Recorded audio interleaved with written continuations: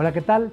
Estamos transmitiendo en una edición más de su programa Perspectiva, Derecho de Empresa.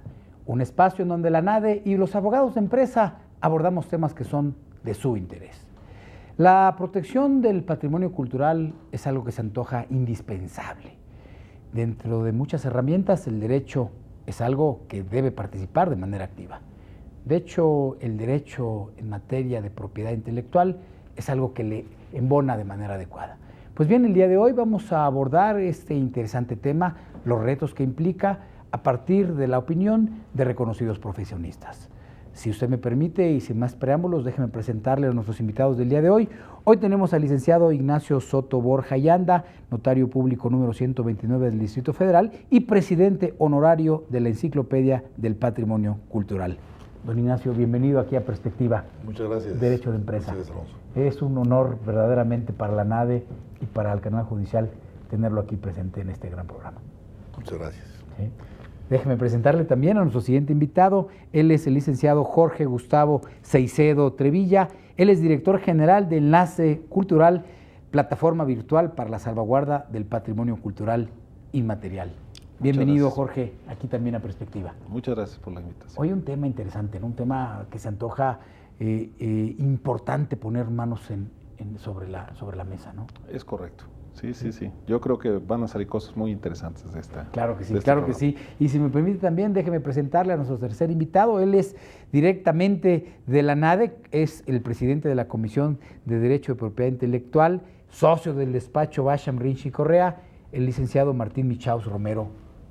Martín, bienvenido aquí también. Por primera vez te damos la bienvenida aquí en Perspectiva. Muchísimas gracias a ti, al auditorio y particularmente por haber incluido este tema que como señala Jorge Caicedo, va a resultar aspectos interesantes, pero sobre todo llamar la atención de las autoridades de la importancia que tiene este tema, que parece ser que no está en el radar como debería estarlo, y por eso es una gran oportunidad y muchas gracias. No, vamos, pues, si les parece, vamos a empezar tocando.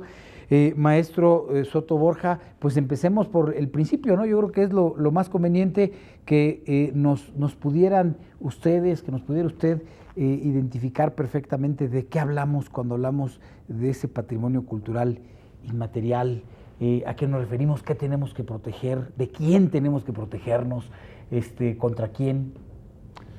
Es algo muy importante el determinar el aspecto cultura. Yo estoy convencido que un pueblo sin conciencia de cultura es un pueblo dormido, es un pueblo sin vida. Hoy el Estado mexicano ya se transformó, es un Estado de cultura y tal parece que ha pasado inadvertido. Esto quiere decir que nuestra Constitución fue modificada. Se modificó el artículo 4, párrafo 9 de la misma para establecer los derechos culturales. Y esto tiene que ver con la propiedad cultural inmaterial, que tendríamos que compararlo con la propiedad cultural material que todo el público sí conoce. Conoce que hay elementos objetivos como Chichén Itzá, como el Taj Mahal, que son elementos materiales protegidos para la humanidad. Pero gracias a la convención que se hizo en París por parte de la ONU a través de la UNESCO, se logró ya ver que se proteja la propiedad cultural inmaterial de la humanidad. Y es el tema de hoy, junto con qué elementos tenemos los abogados para lograr esa protección. Entonces, este artículo 4 de la Constitución da el acceso a cualquier persona para poder ejercer los derechos culturales, estar informado y sobre todo tener la protección de los mismos. El Estado tiene la obligación de desarrollarlo, difundirlo y ver la multiplicidad de culturas que tiene la necesidad también de tomarlas y exponerlas para su protección. Esto en nuestro país es algo muy interesante. Modificado el artículo 4 constitucional más el artículo correspondiente a la poder legislar sobre el tema, el 73, fracción 29, donde da ya competencia para coordinar al Estado, la Federación, los estados, municipios y gobierno del Distrito Federal esta liga de la cultura. Ya si al hablar de cultura, pues no podemos tener un término unívoco, tenemos que ver que la cultura se abre en un gran abanico. Hay muchas expresiones de cultura, hay muchos antecedentes de la misma. Simplemente con entender que este país antes de la conquista estaba compuesto por diversas tribus o diversas civilizaciones, como fue la maya, la tolteca, la mixteca, la seri, la yaqui. Bueno, era un mosaico muy grande de culturas, cada quien resolviendo sus problemas cotidianos en forma que permitía una coexistencia. Llega la parte española y entonces se establece el mestizaje. Y posteriormente los indígenas se eliminan por cuestiones de enfermedades transmitidas o traídas por los españoles, y es necesario que el campo produzca y se den manos fuertes. Se importó esclavos de África y México participó con una gran cantidad de gente de origen africano que llegó a ser prácticamente en su tiempo la tercera parte de la población. Y a eso le agregamos el comercio constante que hubo, que fue el sueño de los europeos de comerciar con Asia, y se logró a través de lo que es ahora México, a través de la nao de China, con un comercio ininterrumpido, prácticamente 200 años y 400 años de hacerlo, donde llegan los asiáticos y entran por Acapulco, México, Puebla, Veracruz, y en Puebla dejan su cultura los asiáticos. Ahí está la China poblana, está la parte de la Talavera, y entonces México es un país muy importante en la integración racial. Estamos aquí integrados varias razas unidas con distintas expresiones de cultura, con una dinámica en que se van influyendo unas con otras, van progresando y van formando nuevos modelos de dar una identidad nacional, que es lo que tiene México. Entonces, si hablamos de cultura, tenemos que entender qué es la cultura. Son los valores, son las artes, las tradiciones, y que tienen distintas expresiones, como es los cantos, los juegos, los bailes, la vestimenta, la medicina tradicional, y qué mejor decirlo ahora de la cocina mexicana, que es un patrimonio cultural inmaterial reconocido ya. Claro, claro. Qué importante es ese reconocimiento de lo que es lo inmaterial. Y hoy nuestro tema es la parte artesanal, que el artesano es un artesano, es un artista que produce piezas únicas, irrepetibles, y que desgraciadamente no está siendo protegido. Con los elementos, con las herramientas que tenemos de la propiedad intelectual, que son las marcas, las denominaciones de origen, las marcas colectivas, estamos viendo que estamos fuera de lo que puede ser una auténtica protección. Claro, claro. Jorge, de alguna manera, como lo da cuenta el maestro, tradicionalmente nos hemos enfocado a la protección del patrimonio cultural material, como que pensamos, y muchas veces incluso me atrevo a decirlo, que el gobierno se limita a esa protección, incluso a ese alcance, porque es lo que se ve, el objetivo, lo que se tiene a la vista. Pero esta nueva visión de proteger lo inmaterial ya nos daba una probada respecto al tema el maestro. ¿Qué implica? ¿Qué abarca? ¿Por qué protegerlo? ¿Cómo protegerlo? Vamos. Bueno, es muy reciente. La Convención de Patrimonio Material y Natural es de 1972. La Convención de Patrimonio Cultural y Material es de 2003, México la ratifica en 2005, se adhiere en 2006, bueno, ya de forma integrada a lo que es la Convención. Desde 2003 participa evidentemente en ella, pero evidentemente pues lleva todo un proceso de integrar esto dentro de la legislación, dentro de las leyes, y sobre todo que se vuelvan operantes.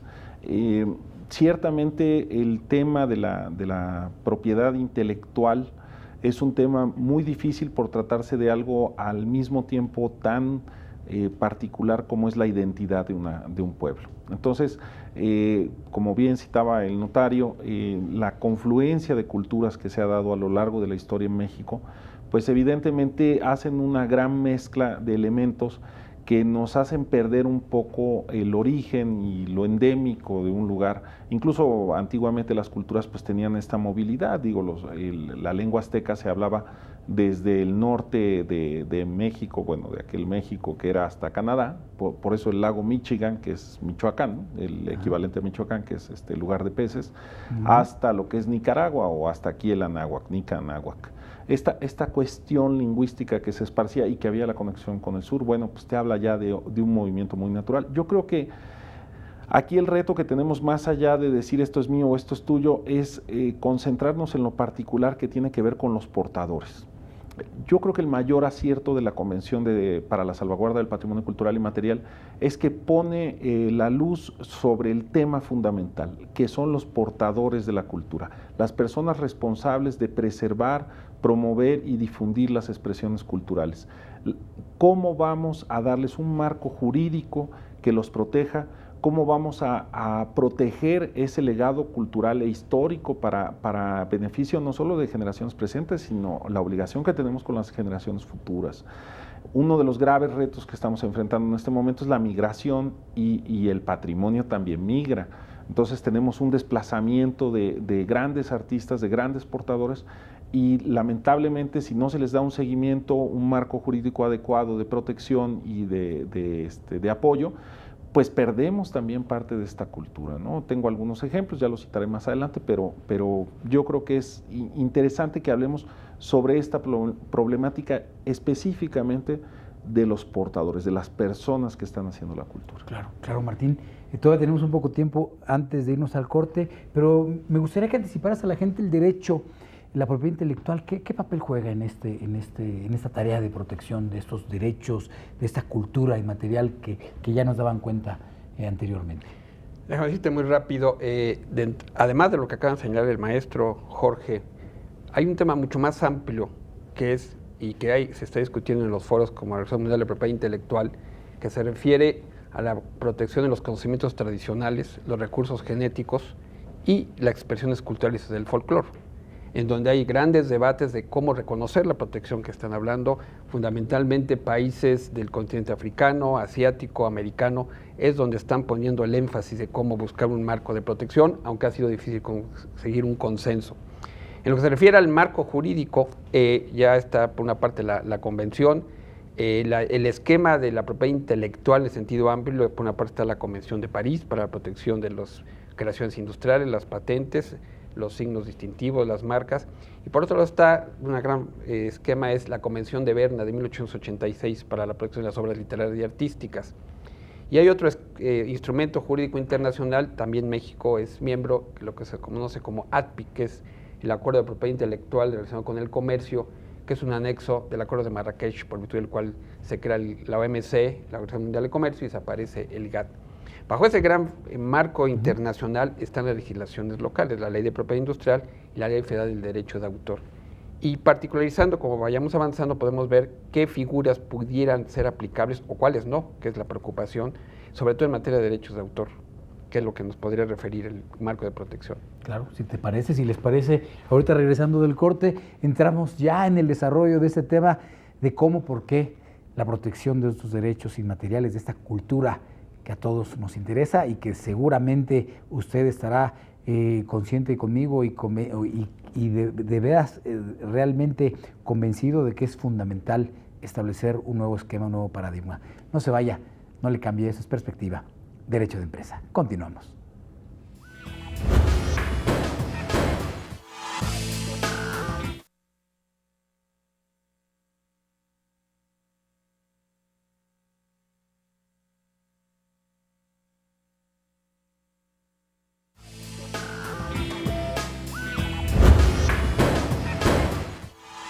Y ya estamos aquí de regreso en su programa Perspectiva, Derecho de Empresa, abordando este interesantísimo tema. Seguramente usted tiene algo que comentarnos. Llámenos, escríbanos en los datos que aparecen en pantalla aquí en el canal judicial y en la NADE. Seguramente comentaremos algo con usted respecto a este interesantísimo tema de la protección del patrimonio cultural inmaterial, que resulta algo totalmente novedoso. Bueno, al menos para mí es algo que no tenía ningún conocimiento. Miguel Martín, maestro Soto Borja, ¿qué aspectos de la cultura de lo que se acaba de mencionar incluye el aspecto de protección de la cultura inmaterial? ¿De qué estamos hablando?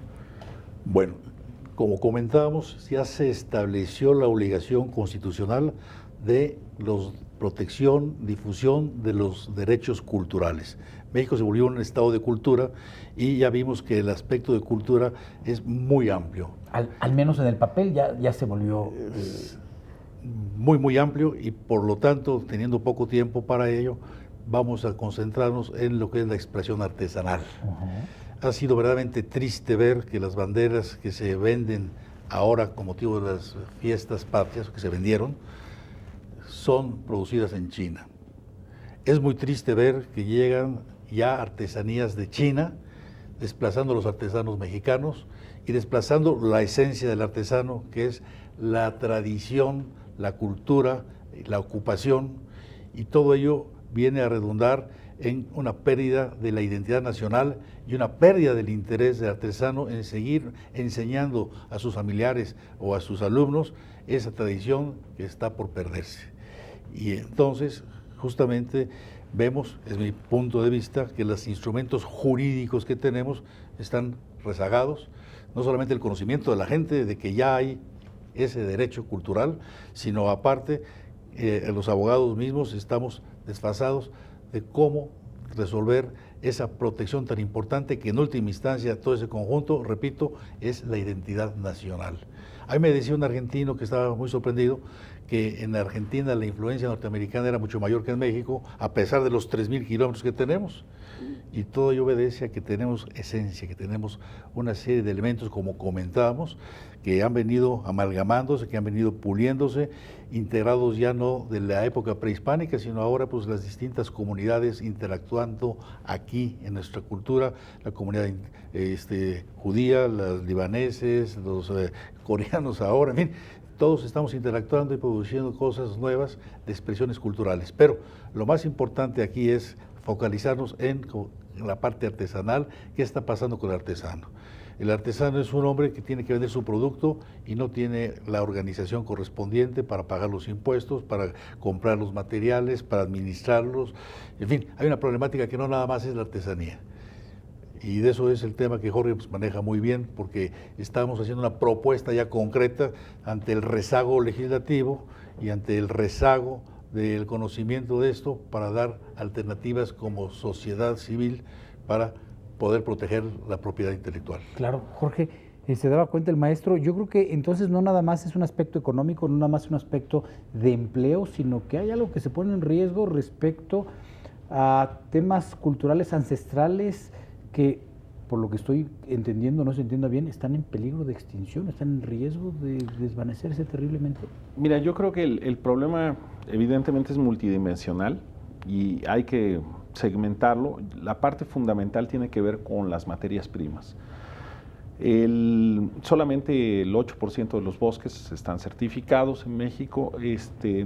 Esto nos dice de forma rápida que el 92% de la madera que están utilizando los artesanos, cuando no es más alta la cifra, es madera irregular. Se está cortando la madera sin un proceso de cuidado de volver a sembrar, en fin. Esto va sucediendo con diferentes materias primas. Hay un ejemplo muy emblemático que es el del copal, que es con el que se hace la madera para es la madera que se utiliza para los alebrijes y que se acabó en Oaxaca y que lo están importando de Puebla, ¿no? Entonces, literalmente los alebrijes se comieron el bosque. Pero aquí el punto, más allá de la anécdota, pues es un tema dramático, porque estamos viendo ya cómo la pérdida de un recurso natural está poniendo en riesgo la continuidad de una expresión cultural que al final del día es lo que nos perfila como identidad de país y como identidad cultural, y entonces se pone en riesgo la identidad misma, ¿no? Le decía en broma a un abogado que era un tema de seguridad nacional, literalmente, porque estábamos perdiendo nuestra identidad. Pero bueno, el siguiente paso tiene que ver con el registro. Yo creo que es muy importante, no existe un verdadero censo de los artesanos, ¿no?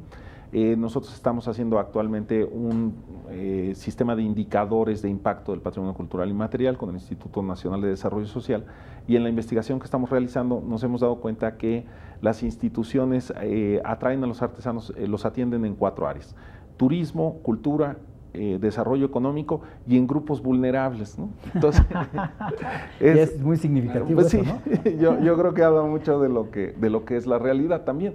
Pero por otro lado, esto lo que hace es que segmenta lo que es la atención a los artesanos y no lo ve como una cuestión integral, sino que cada quien se enfoca como en una problemática específica. El registro es importante porque tenemos que saber cuántas personas hay, quiénes son. El caso de la música cardenche de la zona de la Laguna, el grupo más representativo, pues el más joven de los ejecutantes, que es un canto a capela, tiene 72 años. Entonces, pues realmente ya está en peligro porque no hay quien esté asimilando ese conocimiento y dándole una continuidad, y no hay una preocupación, no hay una obligación, digámoslo así, porque ese conocimiento se esté legando a una nueva generación. Entonces, estamos viendo también un problema con el poco número de personas. Otro problema que tuvimos fue con la pelota de Ulama. Yo dirigí, coreografié y escribí el espectáculo Xcaret de juego de pelota. Y bueno, entonces era muy representativo que jugaban el juego de pelota de Sinaloa, con la cadera, la pelota. La pelota la elaboraba manualmente, duraba 50 años, pues todo el mundo estaba muy tranquilo porque habían 7 pelotas, pero resulta que eran 50 años de una vez a la semana, lo que equivalía a 52 juegos al año. En Xcaret, por ser un sitio turístico, pues esto se multiplicó hasta 365, a veces 700 juegos al año, dado que además de la práctica y de la exhibición, habían veces en que se daban 2 veces la exhibición por día. Esto lo que hizo fue que una pelota de 50 años se acabara en menos de 5. Las pelotas se fueron acabando aceleradamente, y la persona que era responsable de la elaboración de la pelota no recibió atención de las áreas pertinentes, ni del gobierno local, ni municipal, estatal, federal, y bueno, migró. Entonces está en Estados Unidos en alguna parte, esperemos haciendo otras cosas seguramente. No está haciendo pelotas, eso es seguro, y entonces tenemos un problema de que perdimos 3.500 años de historia por negligencia, ¿no? Por no poner énfasis en esta cuestión. Otro problema que también es importante señalar, te voy a dar el marco general, tiene que ver con el tema del registro. ¿Por qué es importante saber quiénes son? Porque hemos detectado que llegan investigadores o personas interesadas en aprender estos bienes, conocimientos, habilidades o técnicas de los maestros portadores, se apropian de estos conocimientos, habilidades y técnicas, y después se ostentan como los poseedores del conocimiento, habilidad o técnica, impidiendo que llegue el beneficio al verdadero portador, y ellos se quedan ahí como intermediarios. Otro de los problemas que estamos viendo tiene que ver con la maquila. El arte tradicional, al ser un arte mecánico que no se está esmerando por hacer esta pieza única, porque el mercado no se la está pagando. Nos gusta mucho ver este ejemplo de la bordadora que se dedica 6 meses a hacer su bordado. Llega el intermediario y le dice la bordadora, pues cuesta 1,000 pesos, no, yo te doy 500, perfecto. Entonces pues, no tiene de otra, pues, porque es el intermediario. La siguiente vez que el intermediario vuelve, la bordadora le va a dar una pieza de 500 pesos. Esto, si lo vemos en foto grande de los años 70 a la fecha, lo que ha representado es un descenso dramático en la calidad del arte tradicional. Yo creo que cualquiera de tus teleauditores tendrá huipiles de la abuela o de personas mayores, y si los comparamos con las piezas que hay ahora, pues hay una diferencia de calidad en cuanto al detalle y el trabajo implícito que es notable. Y esto tiene que ver con el desprecio que hay hacia un arte que no está realmente valorado como debe de ser. Entonces, por eso es importante el registro, por eso es importante también entrar en el tema de la protección, para que haya una responsabilidad de protección hacia el portador artesano, y también una responsabilidad del artesano portador por dar su mejor trabajo, pero darlo sabiendo que va a ser adecuadamente remunerado por el mercado. Claro, Martín, cuando empezó el programa, antes me diste una cifra que leyéndolo me pareció importante, y ahora por lo que estoy oyendo A los dos expositores me resulta alarmante que el 40% de las artesanías que se comercializan en México no son originales. Sí, como consecuencia de lo que señalan ambos, déjame decirte, hay una regulación, pero como señala el maestro, parece que no es suficiente y además se requiere de una infraestructura y voluntad política para realmente implementarlo. En la Ley Federal del Derecho de Autor está contemplada la protección de las culturas populares y las disposiciones están ahí que son consecuencia de la ley modelo de la UNESCO de 1982 sobre la protección de estas expresiones del folclore, que incluso hay un debate si es expresión del folclore o de la cultura, pero que van más allá de la protección tradicional, lo que es el derecho de autor. ¿Por qué? Porque se parte de la base de un autor, una persona, y además una obra que esté en un soporte material. En esta legislación, que además adapta los principios de la ley de la UNESCO, de expresiones culturales los transforma a mencionarlos como obra.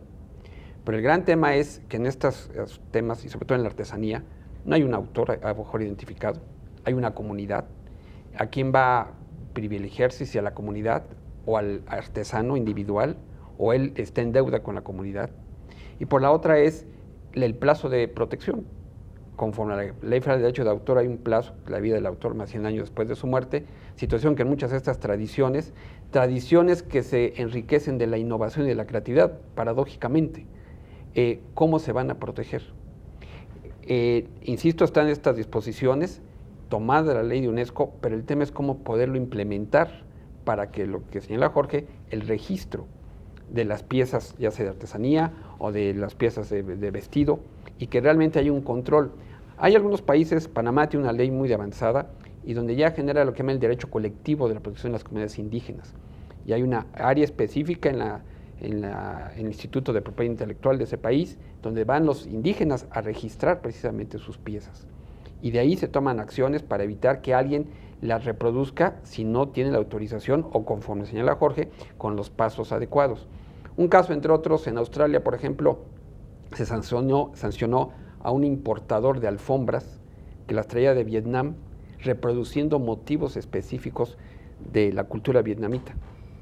Y la sanción no fue tanto por un aspecto específico de violación de derecho de autor, sino por las consecuencias del impacto cultural que tenía respecto al pueblo vietnamita.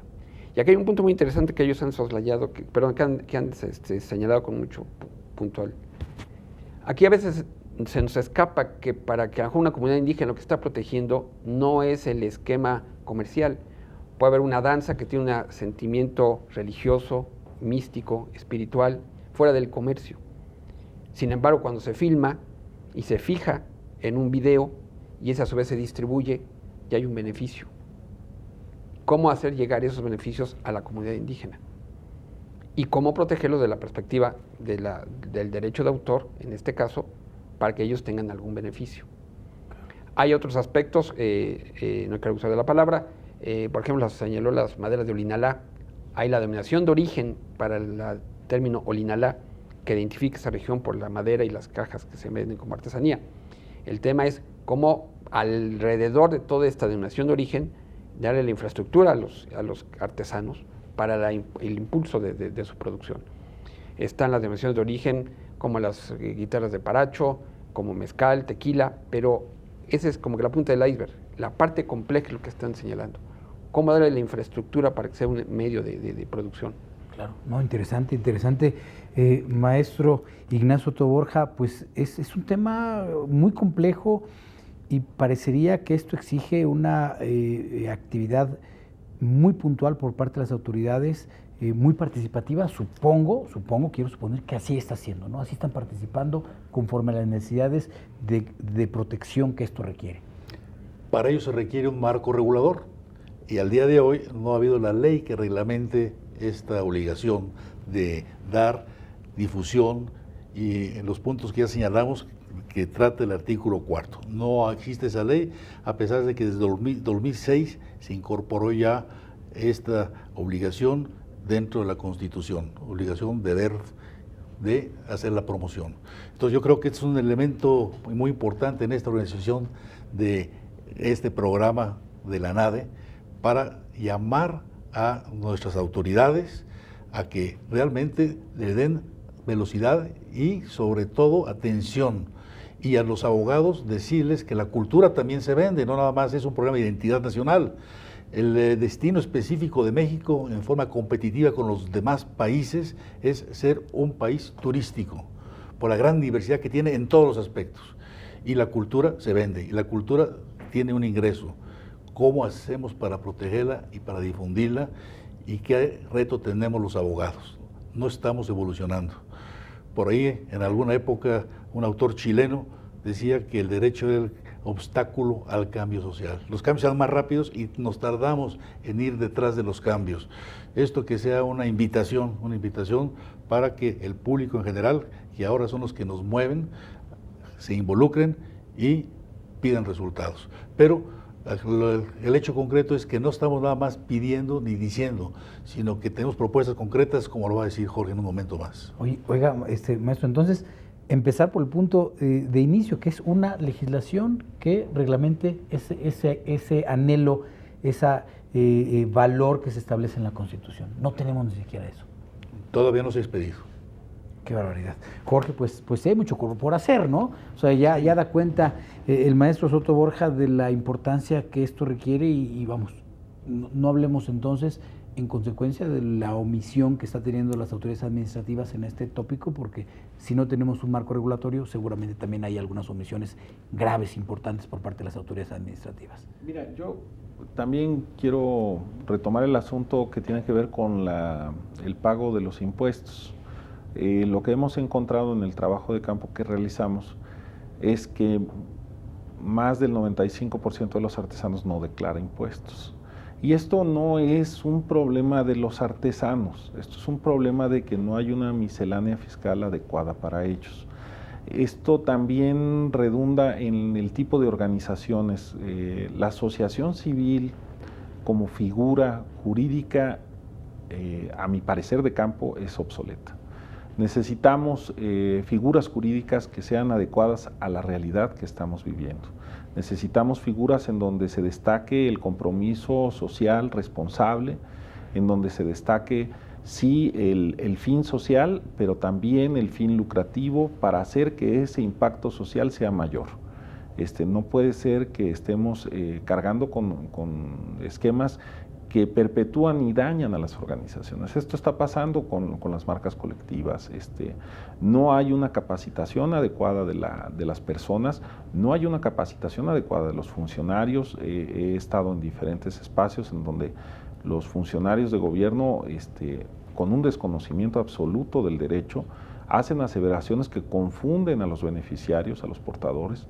Entonces, toda esta problemática se tiene que atender de forma integral. Necesitamos una reforma administrativa, una reforma fiscal y necesitamos figuras de organización que sean adecuadas, participativas e incluyentes para beneficio de los portadores, porque no están llegando los beneficios a donde tienen que llegar.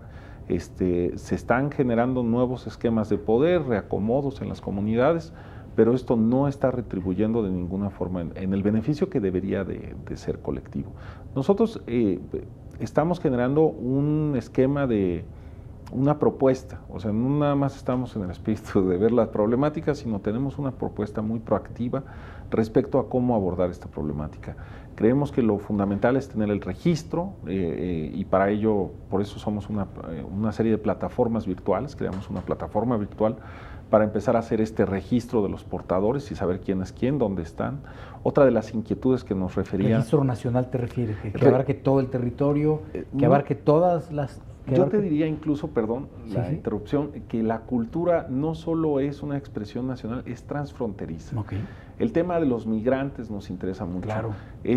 La plataforma es un registro de portadores del patrimonio cultural vivo de todo el mundo. O sea, está abierta a que cualquier persona en cualquier lugar, porque es en internet, pueda acceder, pueda registrarse, pueda dar cuenta de sus conocimientos, generar intercambios de calidad entre la gente por categoría, pero también la posibilidad de contratar a la persona más idónea y específica para adquirir un conocimiento, habilidad o técnica. Y por qué no también pues, los productos directamente del consumidor, ¿no? Del productor, en este caso el portador.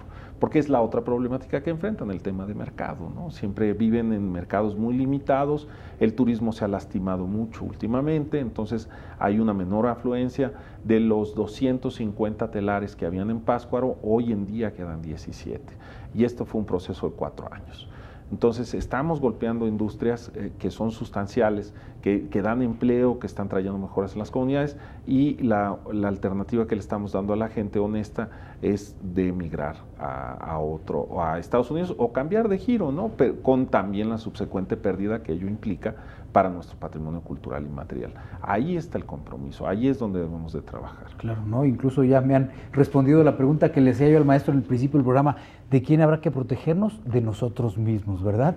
Si no les molesta, vamos a un breve corte. No le cambie, no se vaya, esto es Perspectiva, Derecho de Empresa. Continuamos.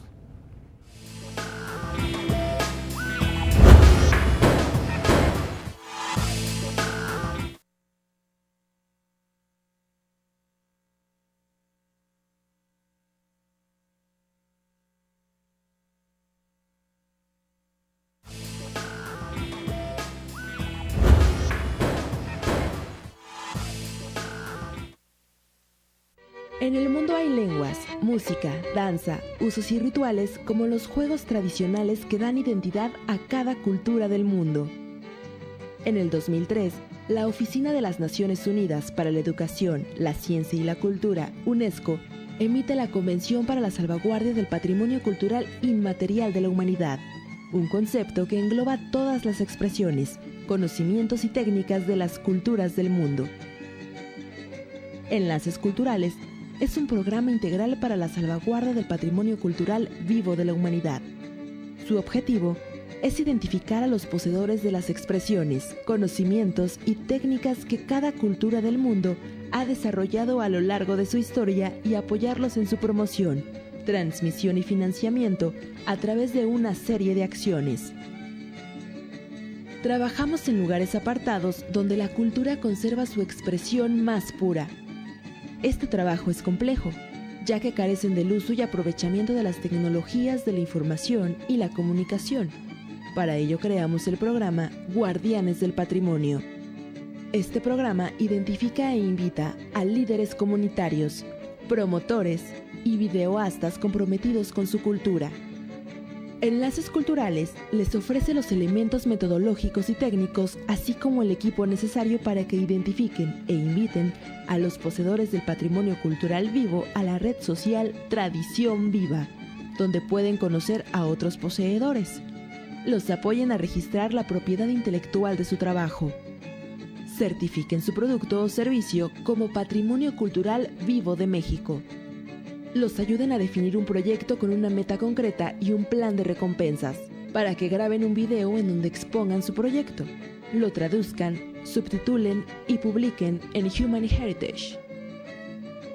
Human Heritage, la primera plataforma de financiamiento colaborativo en línea dedicada a transmitir, promover y difundir el patrimonio cultural vivo de la humanidad con usuarios en todo el mundo.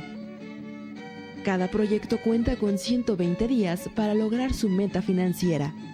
Esto solo es posible con la generosa aportación de cada usuario interesado en apoyar el patrimonio cultural vivo. Pero esto no termina aquí. Se necesita una acción continua en el tiempo. Por eso creamos Cultural Plaza, para comprar productos del patrimonio cultural vivo directamente al productor, o contratar al poseedor para que vaya a enseñar y compartir su patrimonio cultural vivo. Si lo que quieres es conocer dónde vive y trabaja el poseedor del patrimonio cultural vivo, Heritage Expeditions te lleva ahí, a compartir los conocimientos, habilidades y técnicas que hacen única a cada expresión cultural. Ven a descubrir la profundidad de lo sencillo.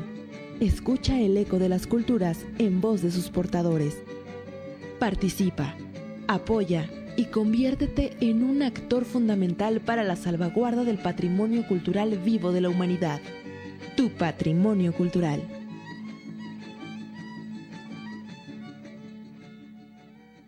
Estamos aquí de regreso en su programa Perspectiva, Derecho de Empresa, abordando este interesantísimo tema, del cual seguramente usted tiene algo que comentarnos, algo que preguntarnos, algo que aportarnos.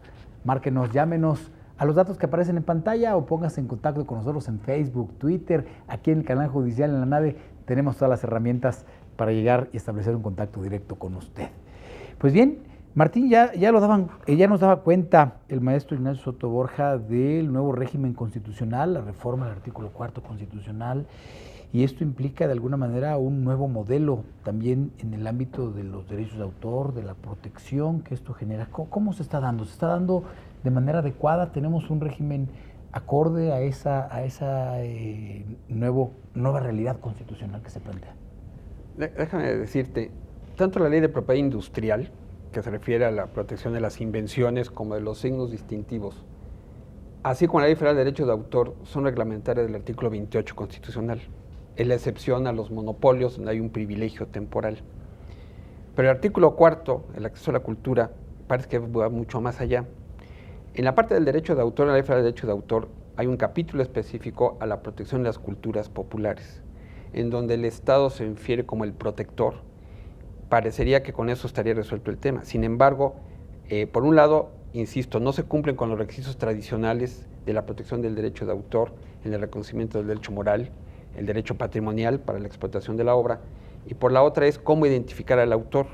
Hay muchas de estas obras, sobre todo artesanía, que no está identificado el autor como tal. Por otra parte, desde el punto de vista artístico de imaginemos una pieza de barro negro de Oaxaca, una rana. Bajo el esquema tradicional se podría proteger tal vez o como una obra escultórica, como un modelo industrial. Tal vez esa rana de barro negro puede ser una marca tridimensional, o si alguien a su vez la hace de chocolate, puede ser una marca tridimensional, con una serie de cuestionamientos. Pero el hecho es que ¿en dónde quedarían los derechos de quién? ¿Es de la comunidad o de la persona que individualmente lo desarrolló? Y luego es como el proceso de elaboración, fabricación y distribución. Y entonces aquí entramos en un dilema en que en algunos países como Francia parece que han estado ya más avanzados en este tema, en donde están los derechos de autor, pero están los derechos del arte y de los bienes culturales, en donde hay una convergencia del derecho privado, que es referido al derecho de autor como lo conocemos, y donde están conceptos importantes como fijación, reproducción, y estos derechos que van más allá del esquema tradicional, y que incluso habría que cuestionar el concepto de dominio público. En la ley existía un concepto de dominio público pagante, en donde por explotar obras del dominio público se enteraba un impuesto al Estado. ¿A dónde llegaba ese impuesto? No se sabía. Se desapareció, pero se ha cuestionado y se reformó la Convención de Berna en ese sentido, para poder ampliar este tema, uno de las obras inéditas y las obras anónimas, y cómo protegerlas. Y esto será un rescate tal vez en algún aspecto de la artesanía, por ejemplo, pero no totalmente resuelve todo el problema que han estado apuntando. Déjame dos ejemplos contrastantes. La figura de lo que se llama la Flying Lady, que aparece el emblema de la Rolls Royce. Es indudable que es una obra escultórica, puede ser un modelo industrial, es emblemático. Bueno, por aquí están los alebrijes, tan emblemáticos de una cultura como puede ser de esto de una industria automotriz. ¿Cómo protegerlo? Y además con todo el esquema de proyección y de distribución. ¿Y a quién se le va a reconocer? ¿Es la comunidad indígena la que va a tener el derecho? ¿Esa comunidad puede frenar el desarrollo individual del artesano que tenga una capacidad creativa? Todos estos detalles son los que parecería que no están encuadrados en la legislación actual. Habría que buscar forcejeos. Otro ejemplo, a Jorge filma, que señalábamos, una ceremonia huichol, donde hay un alto sentido místico, religioso, espiritual. Parecería que hay un tratado sobre la reproducción de videogramas que pudiera proteger a la comunidad, pero no está diseñado ni pensado para esos fines, porque hay un fin comercial. Cómo rescatar la tradición y preservar el fin para el cual fue realizado.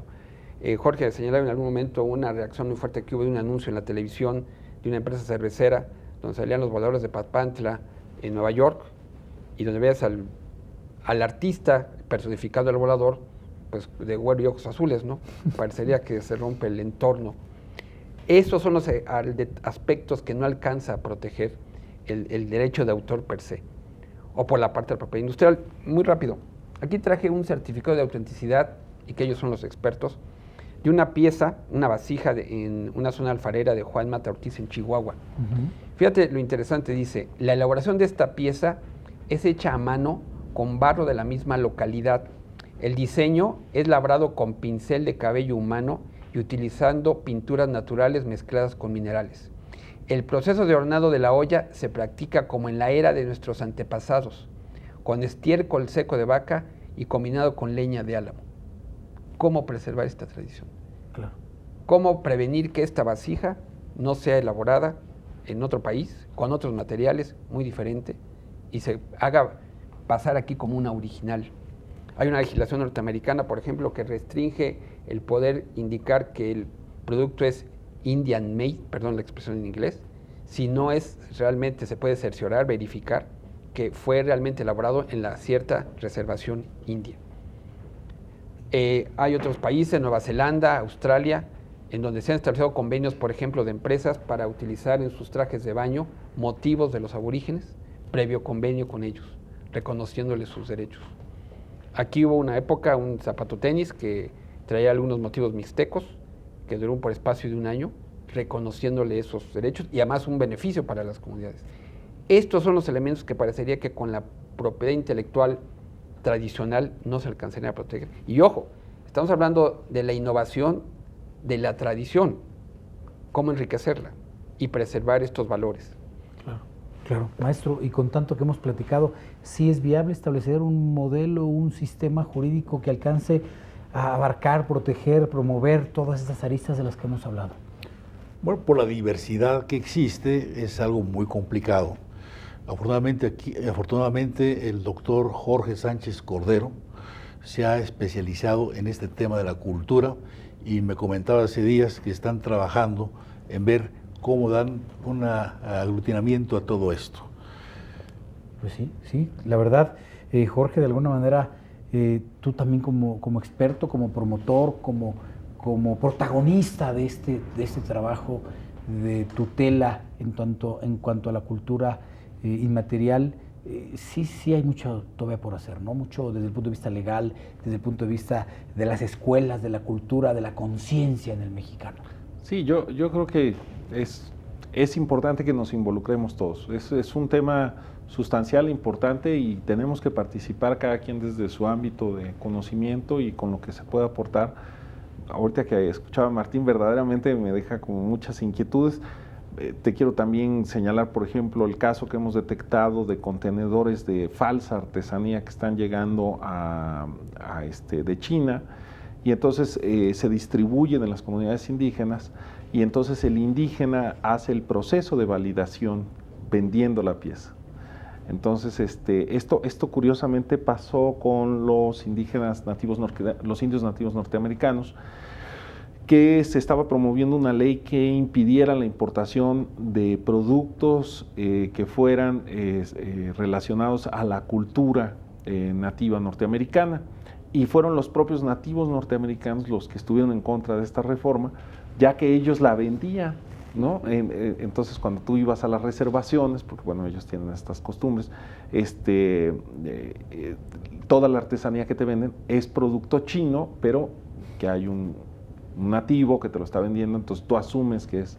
Pero ¿cuál es el fondo de esto, más allá del beneficio comercial que les reporta? El fondo de esto es que hay un peligro de la pérdida del conocimiento para las siguientes generaciones.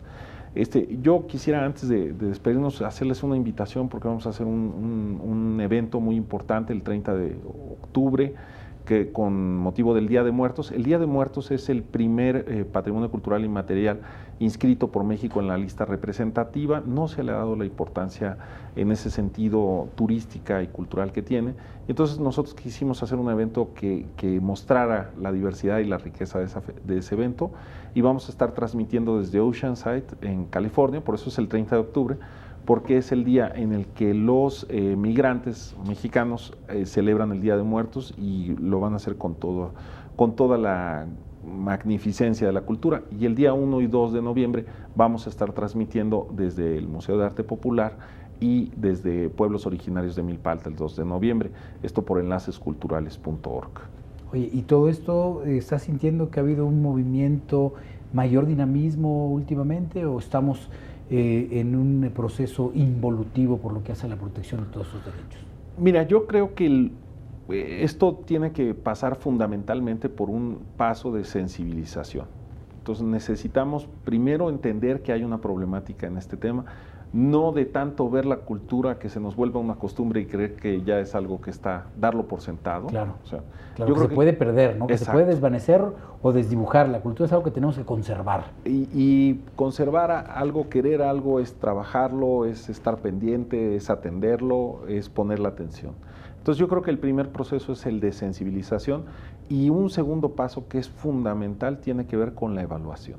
La capacidad y los elementos que tengamos como este certificado, como un certificado que nosotros estamos también tratando de obtener de patrimonio cultural, o sea, para dar cuenta a la gente de que finalmente uno como consumidor juega un rol fundamental en lo que es la preservación de prácticas culturales o de hábitos comerciales. Esto es, concretamente, cuando uno va a comprar una artesanía, lo primero que tiene uno que tener claro es que no se va a regatear. No podemos regatearle a la gente su trabajo.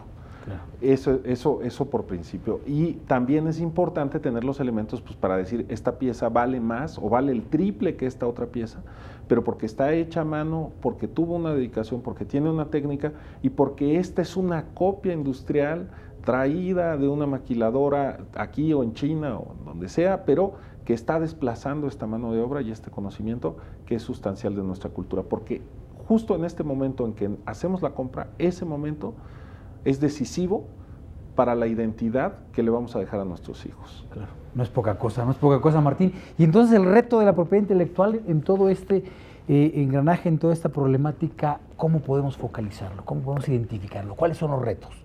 Yo creo que en el ámbito internacional, en el foro de la Organización Mundial de la Propiedad Intelectual, hay que impulsar. México ha tenido una participación importante en este comité de conocimientos tradicionales, recursos genéticos y expresiones del folclore. Es un movimiento internacional, insisto, como decía al principio, los países africanos, asiáticos, latinoamericanos son los que están impulsando este movimiento para que ojalá se logre algún tratado que reconozca o le dé una ley marco por la complejidad que implica el lograr un tratado. Por otra parte, habrá que revisar conceptos del derecho de autor como el dominio público pagante, como herramientas que por lo menos pudieran coadyuvar. Hay otra figura que se llama el droit de suite o el derecho de plusvalía, ese derecho que tiene el autor cada vez que se incremente el valor de sus obras para que obtenga un porcentaje en base a las ventas subsecuentes de su obra, y ahí puede hacer un reconocimiento a las obras de este tipo. Además, por la parte de la propiedad industrial, es el fomento a la innovación, a la investigación, y aquí en esta parte de las culturas tradicionales. Por eso estamos viendo bajo parecería que un esquema ancestral, pero está dentro del contexto económico del país. Ya dirían el aspecto impositivo, qué esquema se le puede ofrecer a la comunidad para que pueda funcionar mejor como una pequeña industria, qué estímulos fiscales, además de innovación, de asesoría, de administración de sus propios esquemas o modelos de negocio, para que realmente puedan estar dentro del comercio internacional. Yo creo que no, parte de la viveza de este tema es que no queda solo estrictamente en el ámbito jurídico, está en el ámbito antropológico, sociológico, económico y financiero. Yo me parece que hay mucho por hacer en estos rubros en concreto. Y de la parte, insisto, jurídica, creo que en esta ley de la cultura, estudiar qué es el acceso a la cultura. Un profesor en la Universidad de Berkeley cuestionaba que cuando la figura del personaje del Mickey Mouse pase al dominio público, ¿va a ser parte del folclore norteamericano o va a tener una protección especial? Y eso pasa con muchas de nuestras figuras. Claro.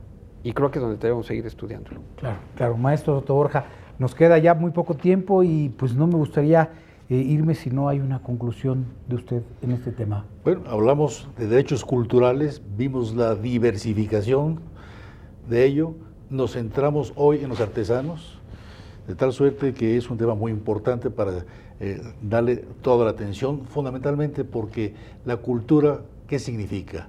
Significa lo que es la identidad nacional, y el que tiene cultura tiene más posibilidad de vivir con más fortaleza, con más entereza y con más interrelación humana. Por lo tanto, nuestros valores culturales hay que preservarlos porque son un punto de unión. Estamos viendo que el Festival Cervantino, aspecto cultural, es ya de varios países y une y genera además un buen ingreso económico. Esa es la conclusión. México tiene una enorme diversidad de todo tipo y que puede explotarse muy bien y fortalecer así la cultura. Así es que esa sería una de mis conclusiones. Oiga, y un llamado a las autoridades para que se enteren, se involucren, participen, fomenten, protejan realmente. E invitarlos también a ver, creo que se va a exhibir, se va a televisar la ceremonia de Día de Muertos en el Zócalo, que es el centro del país, y que además tiene ramificaciones en todos los mexicanos que están fuera de la República Mexicana, y es un punto de unión. Claro. Jorge, ya para irnos, algo más que quieras aportar, nos queda muy poco tiempo. Sí, no, pues agradecerles la oportunidad de estar con estos expertos, siempre es muy agradable. Y evidentemente pues invitarlos a que la gente se involucre con el patrimonio cultural, decidan las compras, se sensibilice sobre el tema y bueno, reiterarles la invitación en enlacesculturales.org y para que conozcan todo lo que es el patrimonio, porque no es la expresión solamente, son muchos elementos, desde el que produce la materia prima, el que la procesa, el que la ejecuta, es la riqueza de nuestra cultura. Pues bien, yo les agradezco mucho, Martín, te agradezco, maestro, Jorge, les agradezco muchísimo todo lo que nos han aportado, seguramente nos han abierto los ojos, a usted le agradezco, seguramente ha abierto también los ojos a un tema que resulta trascendente y que desde sus diferentes perspectivas, tópicos, seguramente se encargará de abordar, resolver, investigar, indagar, trabajar, en fin, todo ese cúmulo, esa cantidad de actividades que pues la cultura, nuestra cultura, requiere para su protección. No me queda más que invitarle de nueva cuenta a un programa más de Perspectiva Derecho de Empresa la próxima semana en este mismo espacio, en este mismo canal. Hasta la próxima.